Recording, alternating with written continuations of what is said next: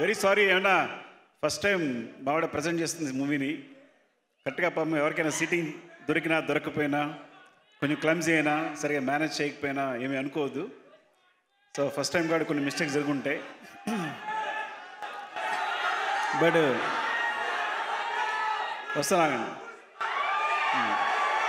So ఈ cinema అంటే అంటే ఈ సినిమా తను చూసింది ముందు, చూసిన తర్వాత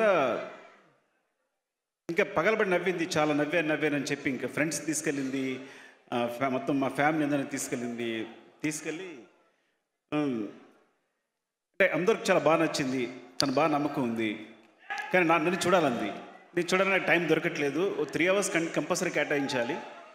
సరే హోమ్ థియేటర్లో లోడ్ చేయమని చెప్పాను. సో ఎలాగైతే ఒకరోజు చూశాను, చాలా నచ్చింది. కానీ ఇప్పుడు నన్ను బిజీలో నేను ఒక సినిమాని కాన్సన్ట్రేట్ చేసి నేను రిలీజ్ చేయడం చాలా టఫ్ అయిన విషయం. అదే చెప్పాను తనకి.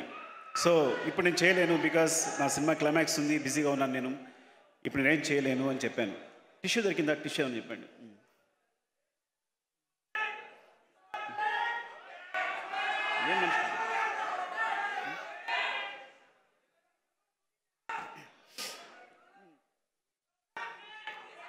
సో ఐఎమ్ సారీ, ఒక్క నిమిషం ఆగండి. మేము క్లైమాక్స్ షూట్లో ఉన్నాం, మీరు డిస్టర్బ్ చేస్తే చాలా ప్రాబ్లం అయిపోయింది. సో తను చెప్పింది ఇట్లా అని నేను చూడడం కుదరలేదు. సో ఒకరోజు అనుకోకుండా షూట్ క్యాన్సిల్ అయింది. నా హెల్త్ బాగుపడడం వల్ల చూశాను. నాకు చాలా బాగా నచ్చింది. నేను నవ్వుతూనే ఉన్నాను, సినిమా అంతా నవ్వుతూనే ఉన్నాను. సో ఇది ప్రాబ్లం చెప్పాను కదా, నాకు షూట్ ఉంది, నేను చేయలేనని చెప్తే, అంత మంచి సినిమా నేను వదిలేను, నేను చేస్తానని చెప్పింది. సరే చేసుకో అని చెప్పాను. అంటే తన గట్స్ ఏంటంటే ఇంక అక్కడి నుంచి దూసుకెళ్ళిపోతూనే ఉంది. ఒకరోజు అంటే సడన్గా నాకు ఎక్కడో తెలిసింది, ఉపాసన గారికి మెసేజ్ చేసేస్తే చరణ్తో ట్వీట్ చేంజ్ నాకు తర్వాత తెలిసింది. తర్వాత నేను చరణ్ మెసేజ్ పెట్టాను, సారీ ఏమనుకోవద్దు, నాకు తెలియదు యాక్చువల్గా ఇలా తను ఏదో అమ్మాయికత్వంతో చేసింది. No it's not a problem, తను వెళ్తుంది కదా ఇట్స్ అని చరణ్ చెప్పాడు. Thank you Charan.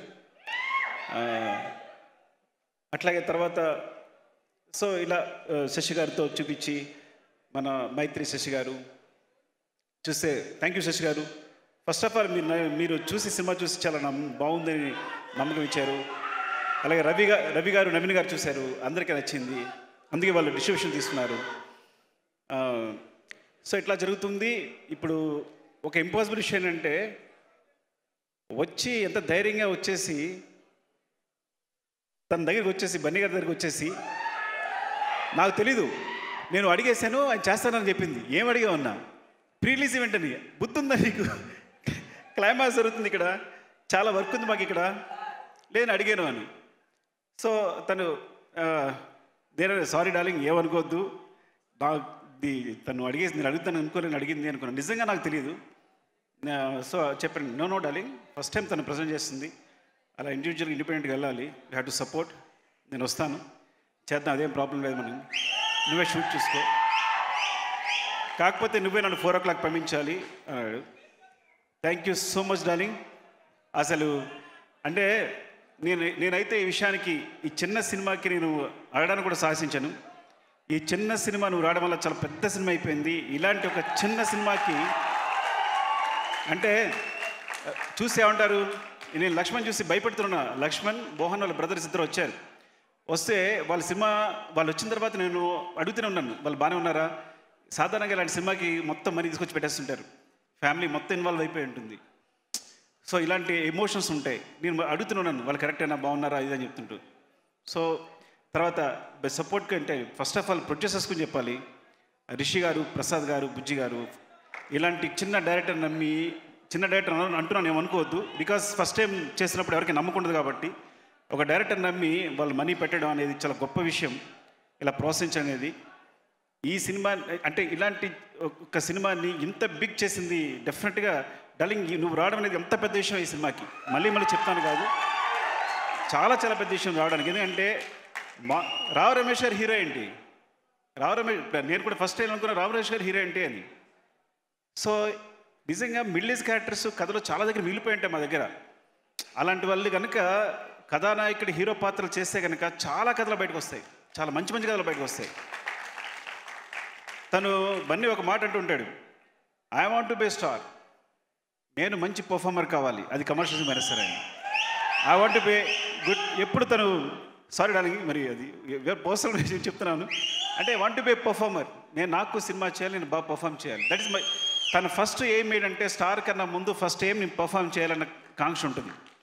అలాంటి పర్ఫామ్ చేయడమే గొప్ప. ఒక పెద్ద హీరో ఒక తనున్న పొజిషన్లో పర్ఫామ్ చేయడమే గొప్ప విషయం అనుకుంటే కనుక, అట్లా గొప్పగా పర్ఫామ్ చేసే రావు రమేష్ గారు కూడా is a biggest star. So perform చేసే ప్రతి ఒక్కరిని హీరోగా చూస్తాను నేను. సో మీకు అలాంటి స్టేజ్ దొరికింది రమేష్ గారు, అద్భుతంగా చేశారు. ఇలాంటి అవకాశం ఒక మంచి ఆర్టిస్ట్కి ఇలాంటి అవకాశం వస్తే ఏం చేయొచ్చు అన్నీ చేసేసారు మీరు, నిజంగా అద్భుతం మీరు చేసిందంతా. సో అలాంటి స్పేస్ దొరికింది మీకు, అలాంటి స్పేస్ లక్ష్మణ్ ఇచ్చాడు. Lakshman, you're awesome seriously. నేను క్లైమాక్స్కి వచ్చేసరికి కళ్ళ నీళ్ళు వచ్చేసి కింద పడి దొల్లిస్తాను నేనైతే. అండ్ ఆయన చెప్పారు, రావు రమేష్ గారు చెప్పారు ప్రతిదీ ఫస్ట్ టేకే అని. దాన్ని సిగ్గుపడుతున్నాయి అనుకోవద్దు, టేక్ 1 అని, అన్నీ టేక్ 1 టేక్ 2 సార్ అని. అంత క్లారిటీ ఉంది నీకు, అంత సింపుల్గా అంత చిన్న బడ్జెట్లో సినిమాని అంత గొప్పగా అంత అద్భుతంగా తీసావు. Wish you all the best. చాలా చాలా పెద్ద హిట్ అవ్వాలని కోరుకుంటున్నాను ఈ సినిమా. అందరికీ ఎవరైనా ఎడిటర్ అయినా మన భాస్కర్ భట్ల గారు, థ్యాంక్ యూ సో మచ్ అండి. మీ సాంగ్ చాలా పెద్ద హిట్. అండ్ చంద్రబోస్ గారు ఇన్వాల్వ్ అయినారు ఇందులో, చంద్రబోస్ గారికి. అండ్ మన మ్యూజిక్ డైరెక్టర్, ఎడిటర్ ఇంకెవరు, ఇంద్రాజ్ గారు, మీరు ఇంకా అలాగే ఉన్నారు. Thank you so much. And ఎవరైనా మర్చిపోతే ఏమనుకోవద్దు మీరు. శ్రీహరి గారు అండ్ లక్ష్మణ్ బ్రదర్ మోహన్ గారు, అందరికీ wish you all the best. ఈ సినిమా చాలా పెద్ద హిట్ కావాలని. సో మా ఆవిడ తప్పిత ఈ విషయం ఏంటంటే, ఒక సినిమాని సపోర్ట్ చేయాలని ఒక మంచి నిర్ణయంతో, ఇంత మంచి సినిమాని సపోర్ట్ చేయాలని నిర్ణయంతో వచ్చింది. I think wish you all the best madam. మీరు పెద్ద హిట్ కావాలని కోరుకుంటున్నారండి. Thank you madam. Love you all.